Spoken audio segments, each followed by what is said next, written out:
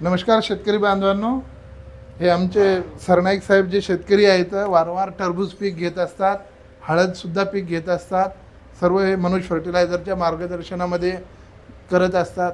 आणि ह्या गोष्टी ज्या आहेत माझ्या दुकानावरनं ते सर्व गोष्टी नगदी पैसे देऊन नेतात.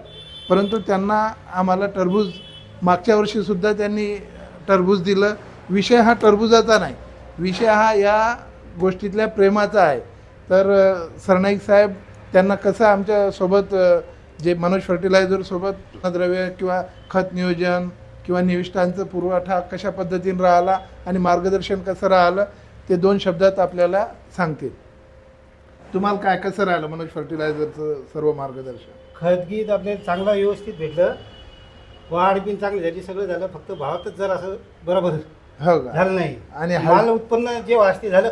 आणि हळदीचं काय म्हणता? हळदीचं बिन चांगलं आणि झेंडू बिन लावतो ना आपण. हो, झेंडू पण चांगला. झेंडूचं बिन यंदा उत्पन्न झेंडूचं पण एकदम चांगलं उत्पन्न राहते. हे साऱ्या हो. गोष्टी जवळपास 4 ते 5 वर्ष झाले मनोज फर्टिलायझरच्या माध्यमातून हे पिकं घेत असतात आणि बऱ्यापैकी उत्पन्न घेतात. धन्यवाद.